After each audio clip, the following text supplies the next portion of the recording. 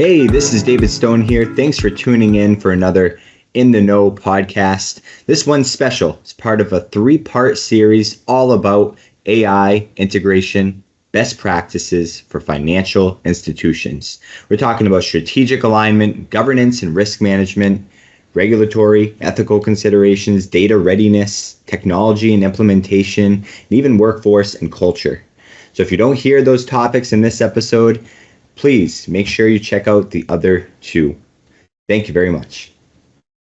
Let's talk a little bit about ethics, right? So how do you sort of address the ethical concerns?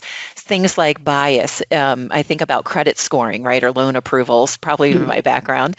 Maybe talk about the bias and ethical concerns generally, right? And how we might be thinking about that. Right. So I would say probably for most institutions, you'd be leveraging, I would say, commercial LLMs. So like, Anthropic or, Amazon or Claude, you'd be looking at all of those type of LLMs. And those are already tested. And there's a benefit to that because it takes an incredible amount of time and money to develop those models. And they have some really bright people and really forward thinking looking at that piece. So again, we have some regulations that do exist for bias and modeling. And if you leverage those commercial off the shelf kind of larger LLM models, I think with your proper vendor due diligence, you can say that you do that. And then you layer on top of that your own validation of the outputs of how that would work. And NIST, which is, a security framework that's US based, and ISO, which is more international based, each have kind of a bias framework that you could look at those controls. And I'd recommend building a QC program kind of along those lines of where you put the human in the loop and how that reports out. And then, to talk about risk tolerance, you have to have as your organization, what's your risk tolerance for accuracy? Like that's going to be specific to your organization. So you will leverage a vendor most likely, unless you develop your own AI tool, that is going to have to show certain compliance. Then looking at your business and your risk tolerance, you will have a monitoring and validation tool within your organization. The nice thing is that there are going to be, with AI, because it's a technology and because there's a digital footprint, you're going to have a lot of data you're going to be able to look at. So you'll have to feed that data probably most likely into dashboards that you'll validate or not. You'll have to establish your own threshold from a risk tolerance perspective of what you would like to be accurate and what you do if you get results that don't hit that threshold. And so to me, this is part ethical, but also part business continuity. When you deploy AI systems, you need to have, human fail-safe mechanisms, because what happens if you're all of a sudden getting hallucinations in an AI piece? You need to make sure that you can still make loan decisions. You need to still make sure that you can process transactions. So again, business continuity, like with anything with risk management, is going to be part of that AI piece. But I would develop qualitative and quantitative criteria on what you want to see from your output. So, and you know that from, like, for example, using the creditworthiness score or a bias score, there are quantitative and qualitative decisions. So you are going to have the digital footprint that's going to give you that quantitative data, but you have that human in the loop that's going to give you that qualitative piece that's going to look and make sure that we're doing certain things and accuracy. So I would really recommend on that.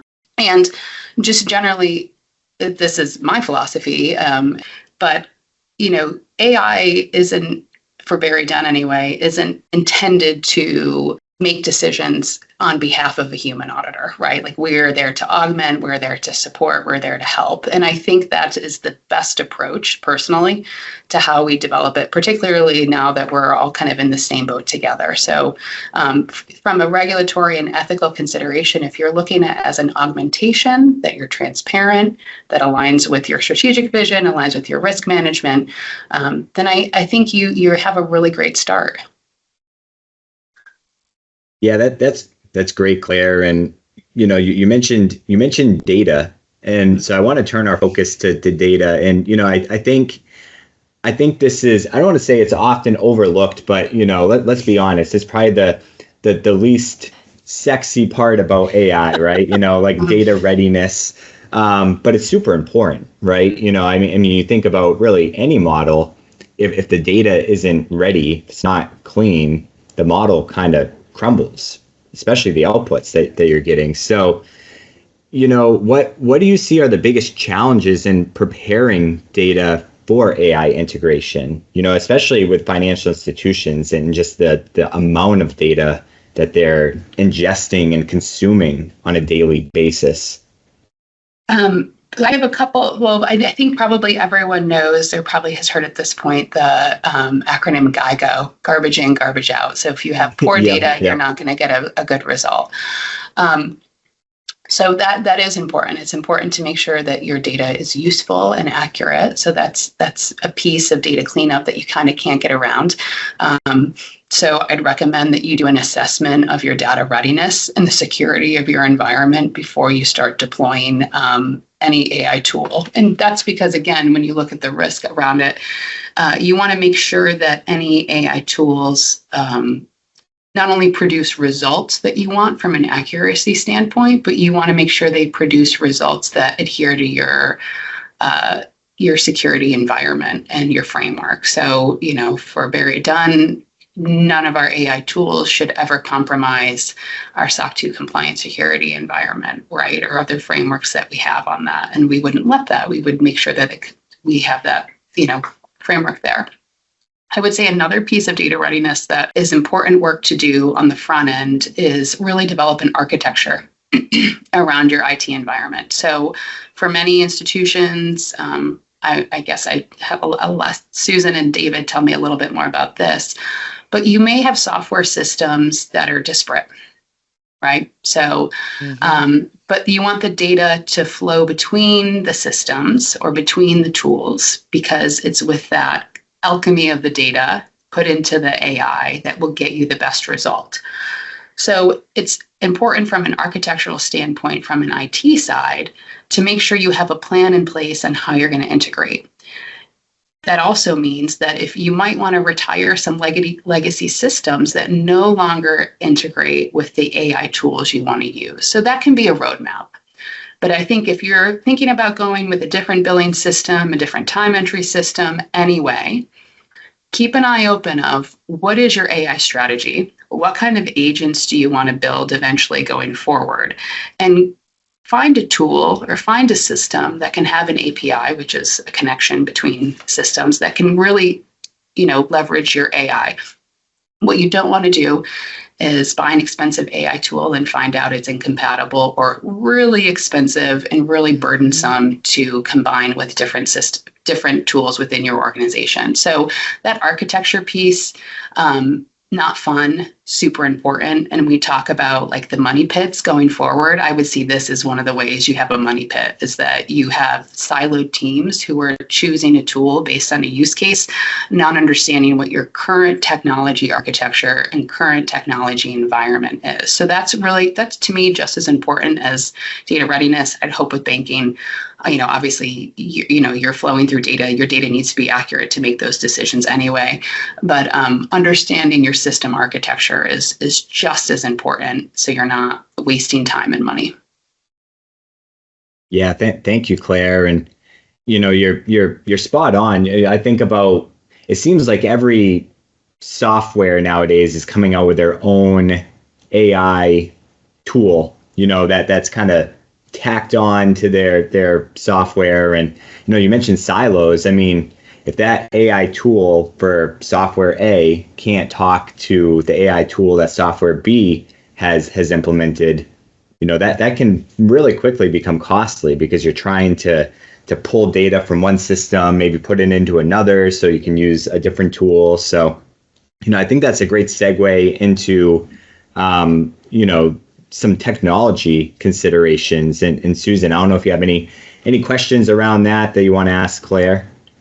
Yeah, I guess, because we have been talking about legacy systems and different things, I'm just wondering, Claire, do you have any best practices that you think, I know it's still kind of new and emerging, but are there already some best practices that you might suggest for how to integrate AI into legacy banking systems, maybe without disrupting operations and other considerations like that?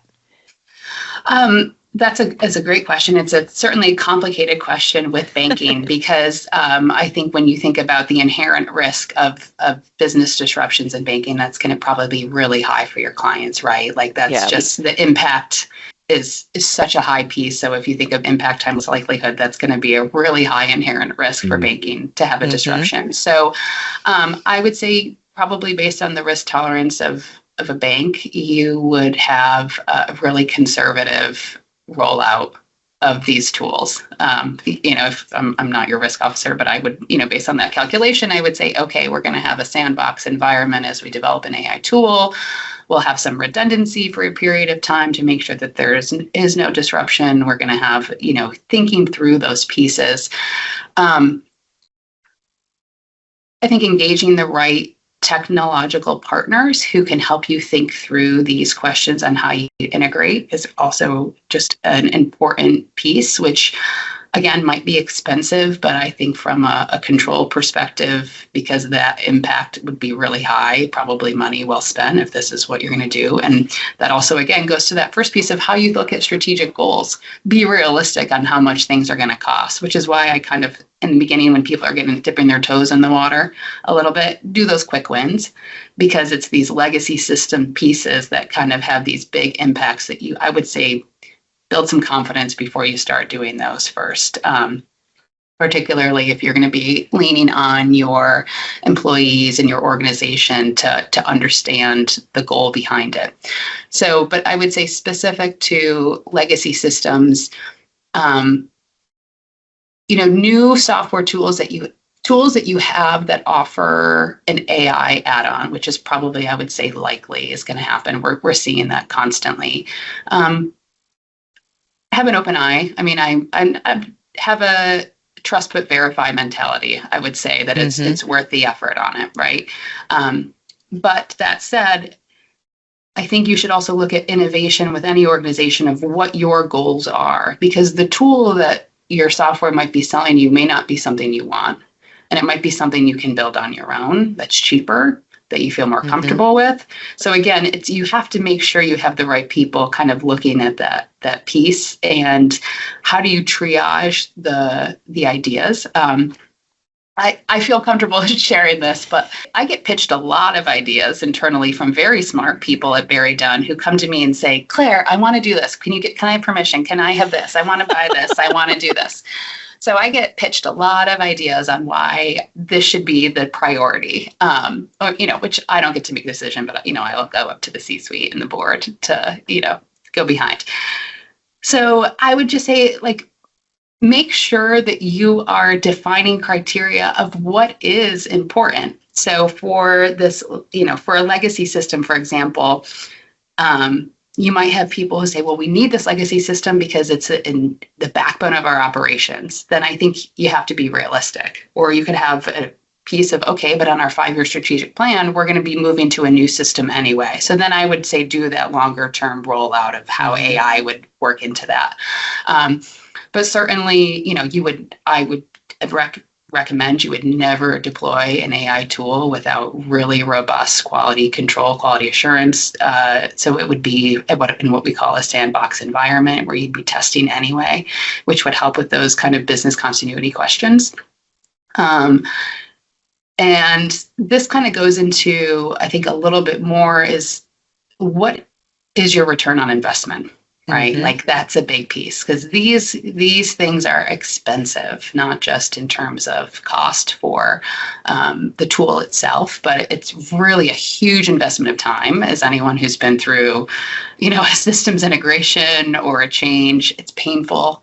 They're not fun. They're very stressful, and they take a ton amount of your organization's time and really, I would say, mental capacity for your teams. So what is your return on investment as you look at what it is you're trying to do?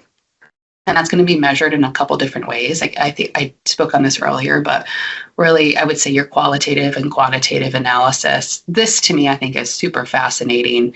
I think when we think AI, people want to say,